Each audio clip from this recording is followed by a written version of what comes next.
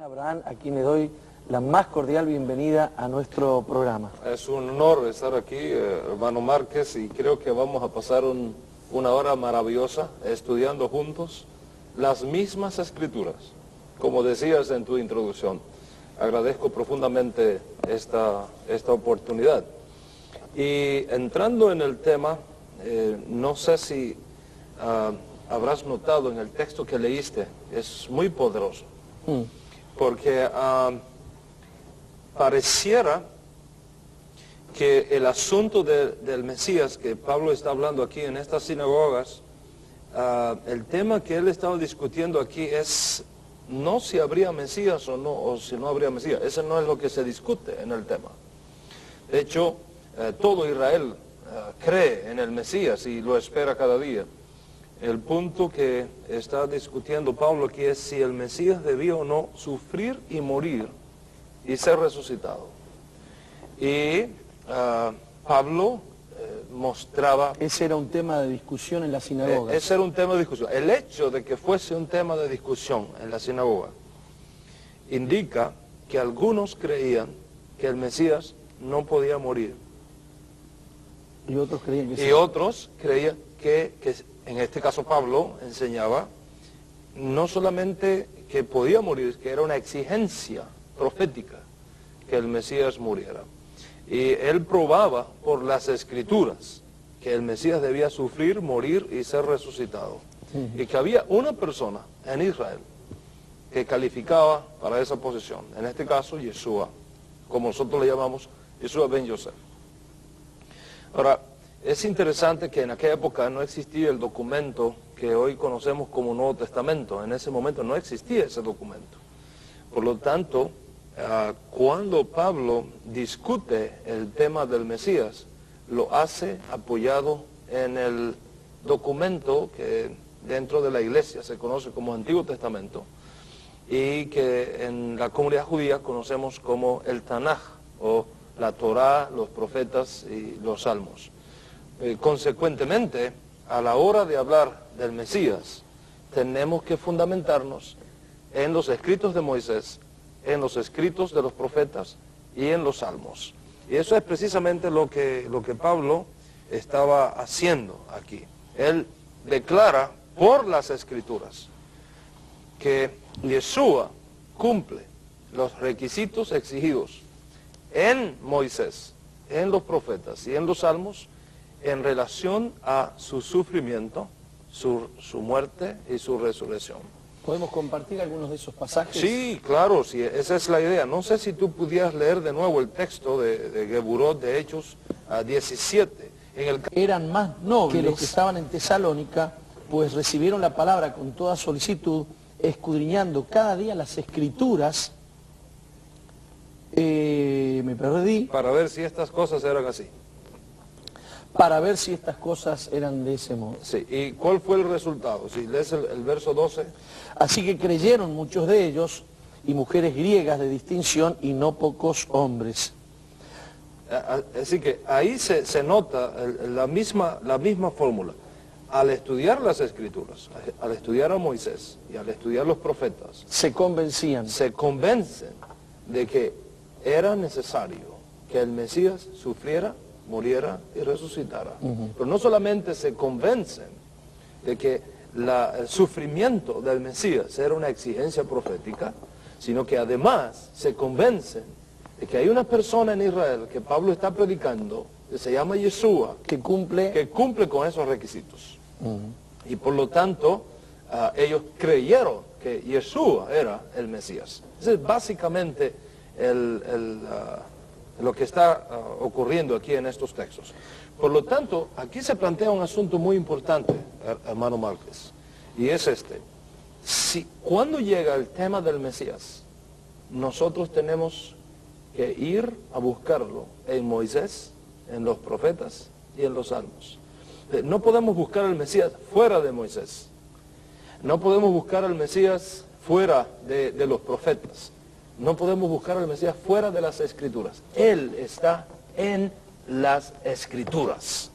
Y cuando nuestro pueblo judío comience a leer las Escrituras, cuando nuestro pueblo judío comienza a leer a Moshe, a los profetas y a los salmos, se va a encontrar con el Mesías, porque Él está allí. Él está allí. Consecuentemente, tal vez sería bueno que habláramos un poquito, para aquellos que nos están viendo en esta hora, acerca del significado del término Mesías. ¿Sí? ¿Qué es lo que significa el término Mesías? Básicamente, nuestro pueblo ha estado relacionando el Mesías con la figura de un rey, la figura de un maestro, la figura de un profeta, etc. Pero en su sentido primario, Mashiach en hebreo significa ungido, ungido.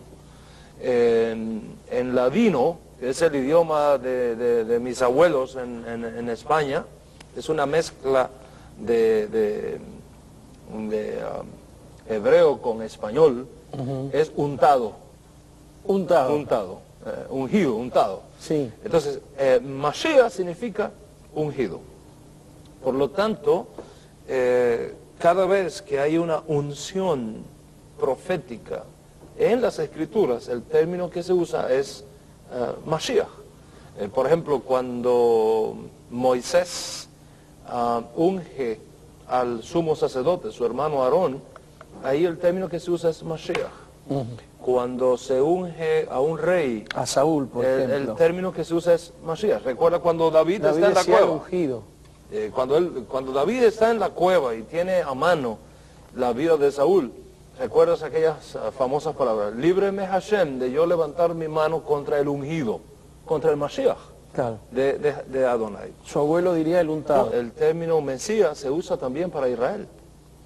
Hay un texto que me gustaría si pudiéramos leer en Habacuc, capítulo 3, el versículo 13, creo.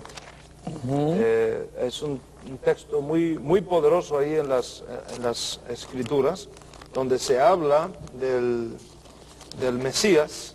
Capítulo 3. El verso 13. Saliste para socorrer a tu pueblo, para socorrer a tu ungido. Ahí está. Saliste para socorrer a tu pueblo. Tu ungido.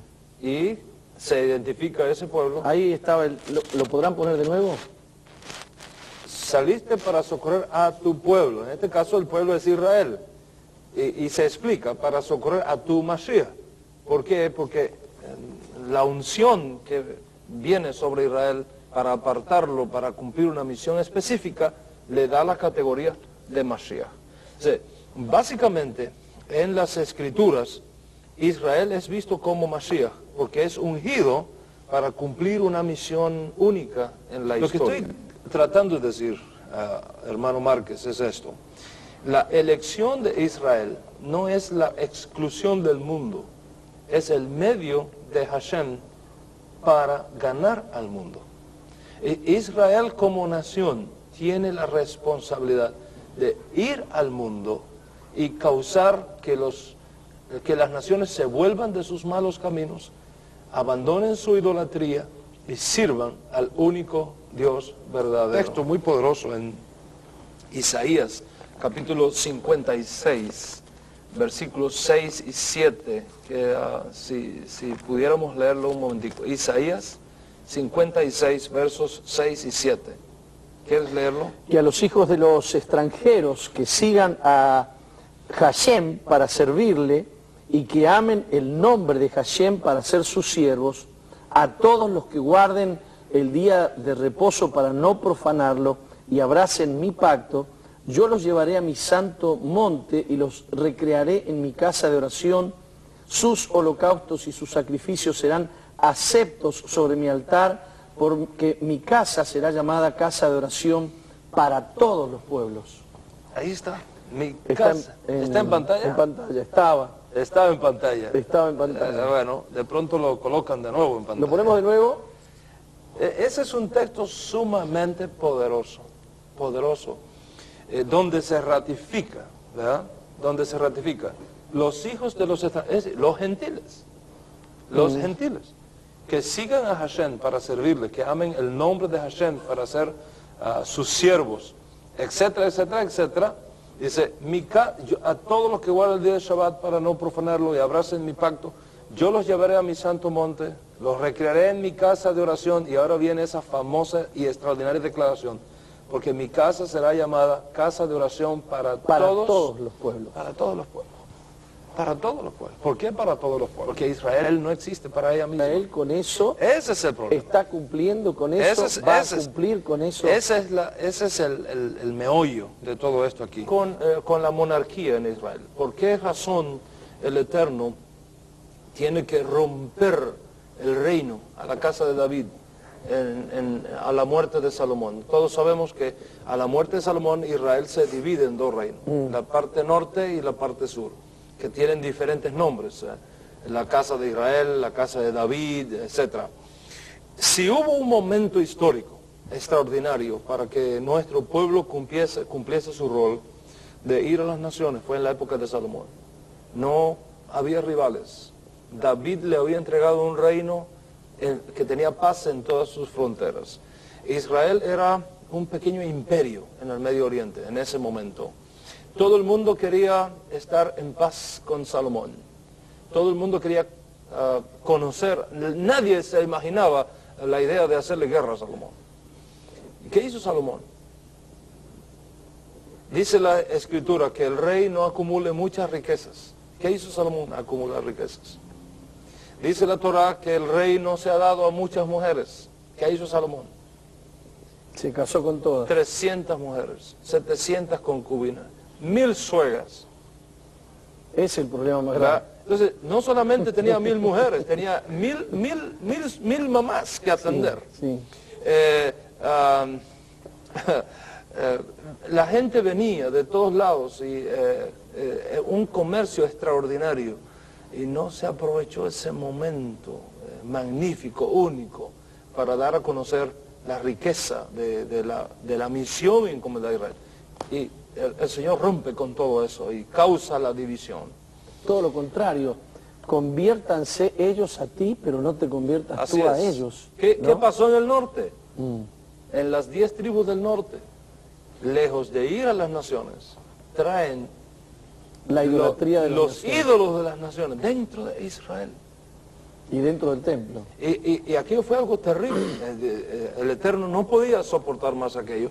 Y viene el primer exilio de Israel, esperando Hashem que con el exilio de las 10 tribus en las naciones, Israel cumpliera su rol de ser luz a las naciones.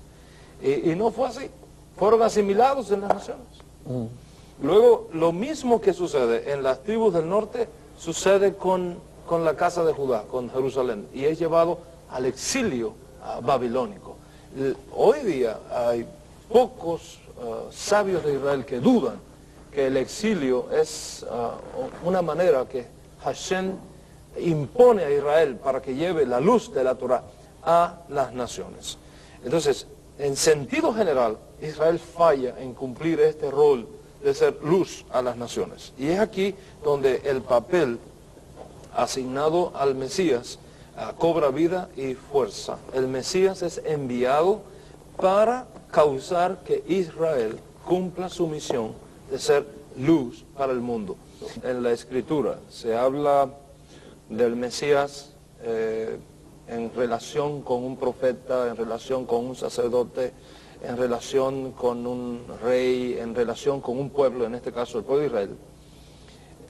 Los mismos profetas y sabios de Israel nos hablan del Mesías como una persona en un sentido único y especial. Es decir, aun cuando hay muchos Mesías, hay un Mesías especial, el Mesías único, ¿verdad? Único en su clase. Y la palabra en hebreo que se usa para ese Mesías especial es Mashiach Nahid, o Mashiach Nagid, el Mesías príncipe. Ya cuando en la Escritura se usa el término, el Mesías, en ese entorno, no hay otro como ese. Es único en su clase. Y los profetas nos hablan de eso en Isaías capítulo 4, el verso 2. Si pudieras buscar allí un momentito. Tenemos en pantalla Isaías 4:2, que dice, y a la alabé yo a los finales... Epa, Eclesiastés. No, Isaías, Isaías, un poquito más perdón. adelante. Ahí está. Ahí está, en aquel tiempo, ¿verdad? Y ese es el término hebreo que se usa, semaj. En aquel tiempo, ha-semaj, el semaj, renuevo, la planta, el retoño de Hashem, será para hermosura y para gloria. Y lo mismo se repite de una forma extraordinaria en el capítulo 11, los versículos 1 y 2 de Isaías. Saldrá una vara del tronco de Isaí y un vástago Y un vástago. retoñará de sus raíces. Muy bien. Ese vástago en hebreo es netzer. Ujú. Es netzer. Y el netzer es interesante porque el olivo retoña de las raíces de su mamá. Entonces, cuando un agricultor se acerca al olivo y él ve ese retoño, él mira cada rama, las va mirando y selecciona la más hermosa, la más fructífera, la más fuerte, la que más posibilidades tiene de convertirse en un árbol extraordinario. Las demás las corta y deja solamente esa rama más fuerte. Esa rama más fuerte se llama el netzer. Netzer. El netzer. Ese netzer es el que salva al árbol y se transforma en un árbol extraordinario. Luego coincide que surge una ciudad en Israel llamada Netzaret. Au, au. Y es en esa ciudad de Netzaret donde se cría un joven, un niño judío llamado Yeshua. ¿Y puede salir algo bueno de Nazaret? De Nazaret puede salir algo bueno. Y resulta que ahí de Qué Nazaret... nombre para una ciudad que no era muy bien vista, ¿no? Así es.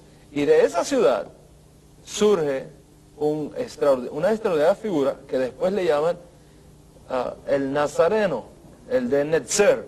Es decir, el que va a lograr que Israel perpetúe su función histórica que le ha sido encomendada. Entonces, ¿cuál es la misión del Mesías en las Escrituras? Eso es algo sumamente importante que todos nuestros televidentes podamos tener claro en nuestra mente. ¿Cuál es la función del Mesías en las Escrituras? Según la perspectiva de Hashem, ¿cuál es la misión del Mesías? Sí, no estamos hablando, ¿qué dicen los hombres que debe ser la función del Mesías?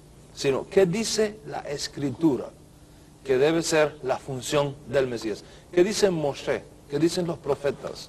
¿Qué dicen los salmos? La respuesta es múltiple. El Mesías tiene una serie de funciones que cumplir. Tiene una serie de misiones que le son encomendadas. Y cuando uno trata de sistematizar esas funciones que se le encargan al Mesías, descubre que hay una en particular que reviste características sumamente importantes y que corre por todas las Escrituras, tanto por Moshe como por los profetas, como por los salmos. Y esa función especial que se le encarga al Mesías es hacer que Israel como pueblo cumpla su misión de llevar la luz de la Escritura a las naciones, para que las naciones se vuelvan de sus malos caminos, abandonen la idolatría y sirvan solamente al Eterno de Israel, al Dios de Israel. Esa es una misión que se le encarga al Mesías. Y de esto uno puede mirarlo ya en las Escrituras. Por ejemplo, en Génesis, capítulo 12, el verso 3, hay un texto sumamente interesante allí que me gustaría si pudieras leerlo. Bendeciré a los que te bendijeren, Ese mismo.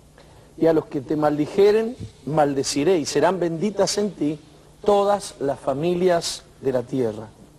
Serán benditas en ti todas las familias de la tierra. Eso significa que la elección de Abraham tiene en este caso de la descendencia de Abraham, ¿verdad? en este caso la descendencia de Abraham, pero desde el llamamiento de Abraham, el propósito del llamamiento de Abraham es preparar la simiente a través de la cual esta promesa dada a Abraham se cumpliría. ¿Cómo podrá el pueblo judío Lograr esa misión. bendecir a todas las naciones? Esa es su función, esa es la gran tarea encomendada a Israel, es ser luz a las naciones. Y lo vemos desde la misma formación de Israel. Cuando Abraham es llamado, se le promete a Abraham, serán benditas en ti todas las familias de la tierra. Y es interesante el texto hebreo que se usa allí, porque en hebreo leemos Beni Brehu, y Beni Brehu viene de Braha, de una bendición especial, y significa injertados en. Eso quiere decir Beni Brehu.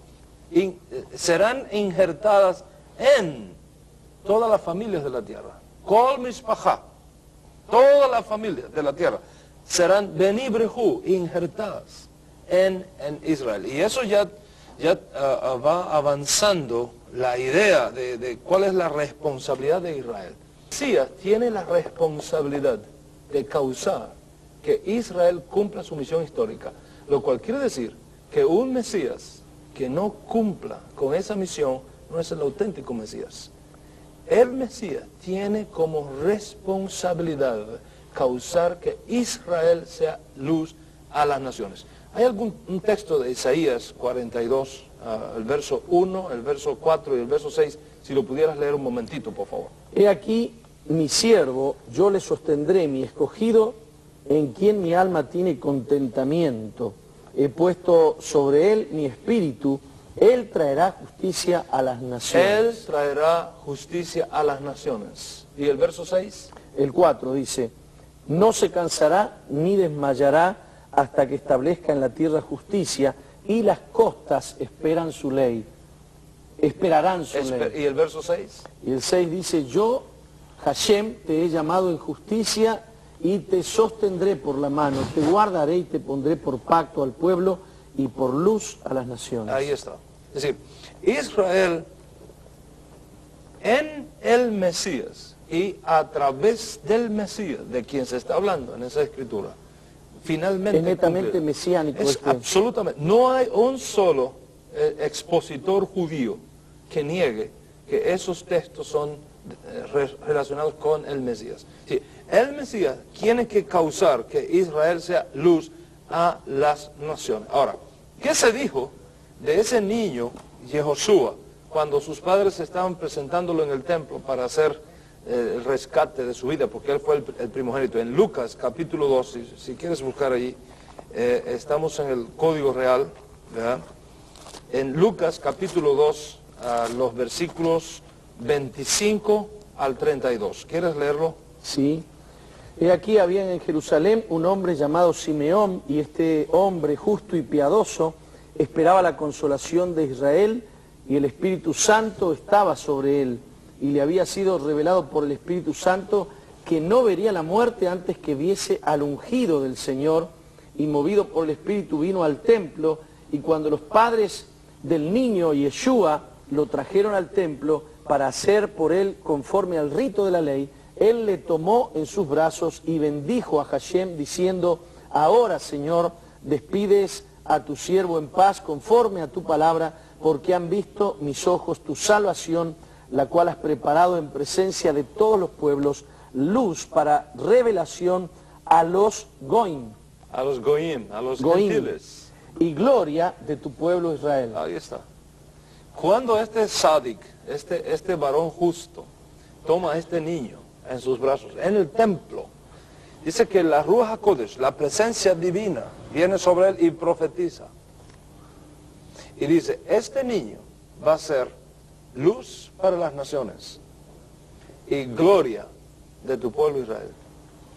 ¿Por qué luz para las naciones? Porque a través de ese niño, cuando llegara a ser hombre, la Torá iría a las naciones. Y segundo, porque causaría que finalmente Israel cumpliera su rol profético. Por lo tanto, sería gloria para Israel. ¿En qué sentido ¿En qué sentido gloria para Israel? En el sentido que vindicaría a Israel y finalmente causaría que Israel cumpliera su rol como nación sacerdotal. Un Mashiach que no tenga en su agenda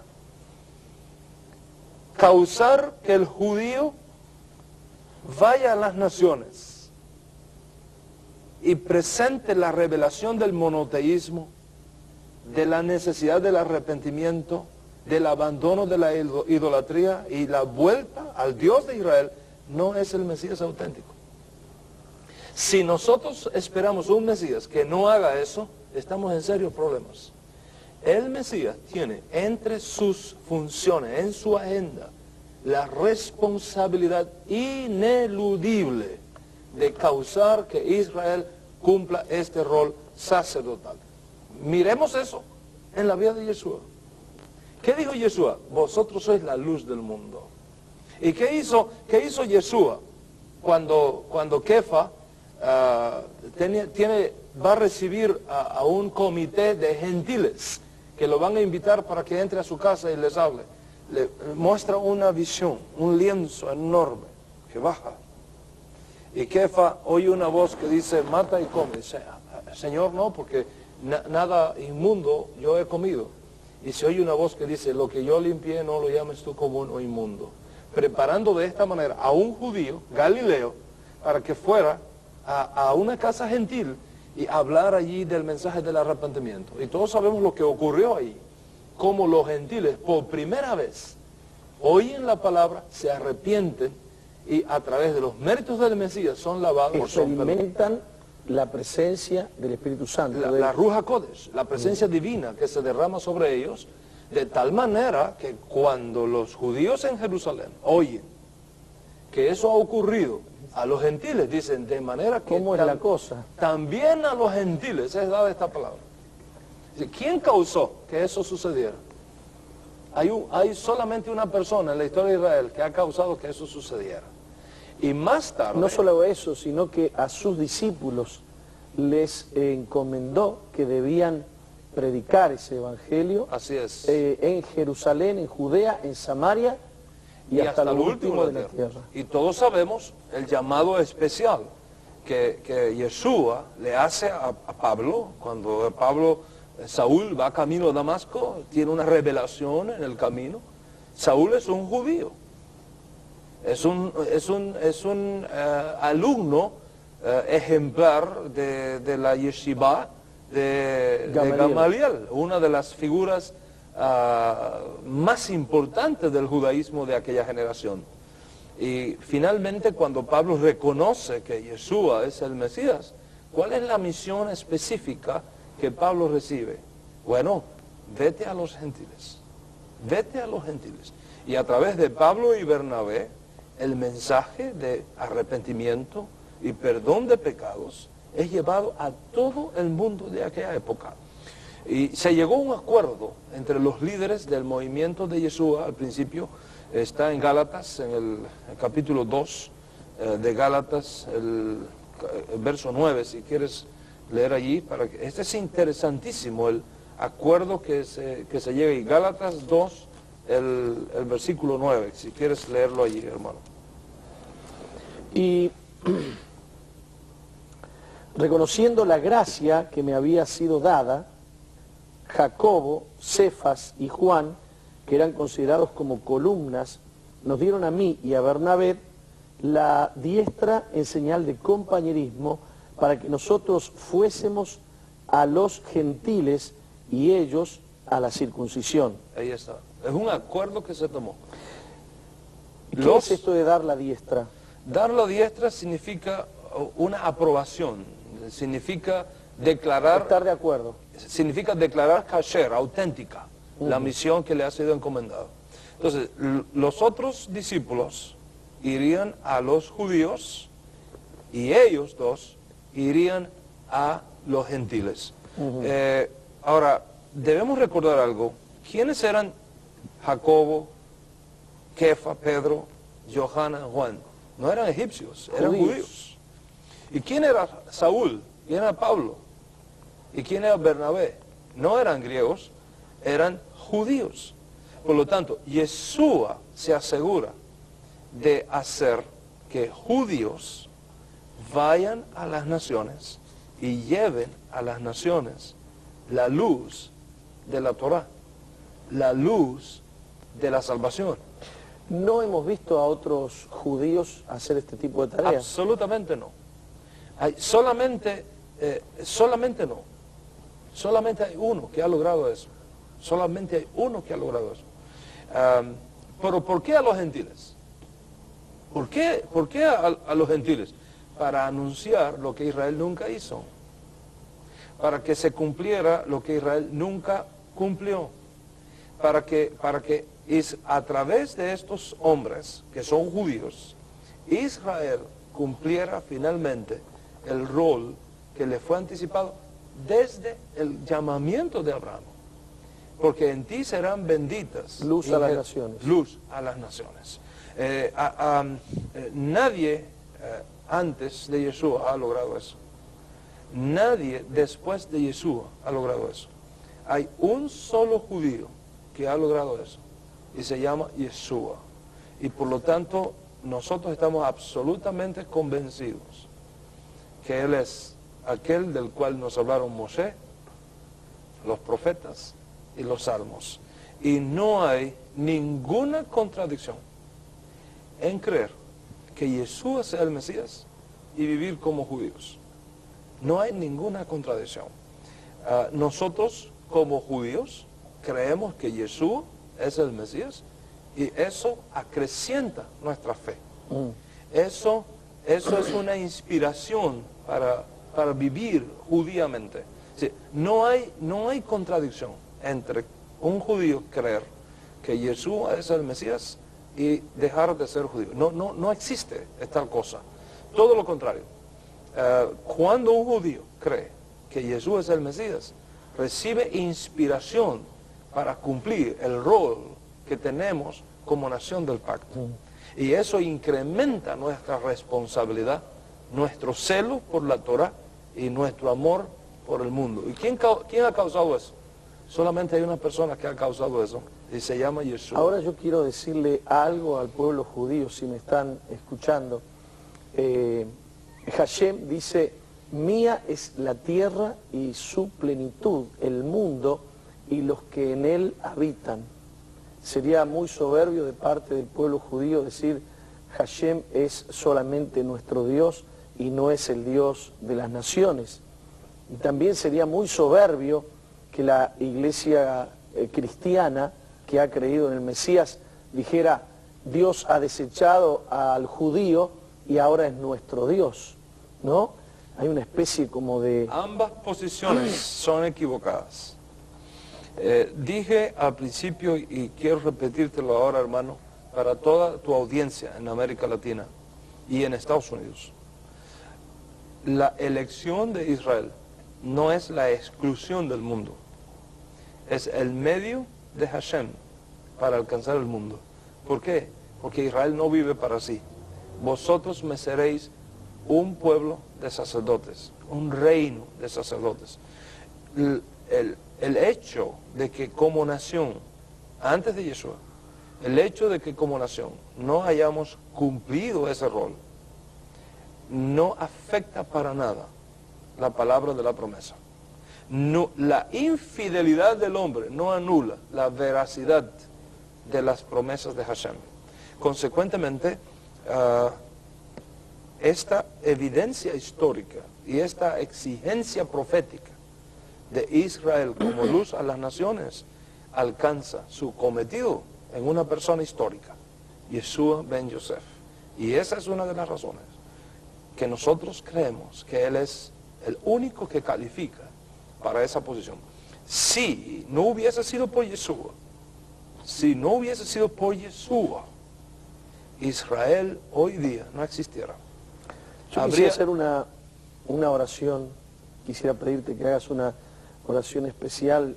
Estoy pensando en una realidad triste tanto para gentiles como para judíos. Solamente un remanente de las naciones ha creído en el Mesías. Y solamente un remanente del pueblo judío ha creído en ese Mesías. Todavía hay gran parte del pueblo judío que tiene que creer y todavía hay gran parte de las naciones gentiles que tienen que creer. Tú has dicho una gran verdad ahí. En el libro del profeta Isaías, y quizá en otro programa vamos a hablar de eso, se habla de un velo que está sobre las naciones. Capítulo 25 de Isaías, creo que el verso 6, habla de eso. Dice, en aquel día yo quitaré el velo que está que cubre las naciones. Será quitado el velo que cubre las naciones. Pero también sobre nosotros hay un velo. Claro. Y Hashem va a quitar ambos velos. Dice que reconocerán al que habían traspasado. Israel ha sido endurecido en parte para causar que la promesa de redención vaya también a las naciones. Cuando esa promesa de redención alcance a las naciones, Hashem levantará este decreto sobre nuestro pueblo y reconocerán que Jesús es el Mesías. Y Tenemos oramos 30 segundos para hacer una oración. Queridos de Dios, es un tiempo sumamente especial. Queremos orar tanto por judíos como por gentiles. Padre, queremos pedirte que en esta hora, a través de estas imágenes y este sonido, llegue palabra de salvación, Amén. Llegue palabra de redención, llegue palabra de perdón a judíos y no judíos. Causa, Hashem, que nuestro pueblo entienda que Jesús es el Mesías. Amén. Y se vuelva de sus malos caminos y confíe en los méritos de Mashiach para el perdón y la redención de todo nuestro pueblo. Y también, Padre, causa que en esta hora todo aquel que no sea judío se vuelva de sus malos caminos y por los Amén, méritos Jesús. del Mesías encuentren perdón y salvación, para que juntos, judíos y no judíos, echemos finalmente abajo el reino del mal. Hazlo por amor de tu Amén, nombre, Señor. hazlo por la gloria de tus promesas, hazlo por el honor de tu Torah y hazlo por el honor de tu Mashiach Yeshua, en cuyo nombre oramos. Amén, Amén. y amén. Amén.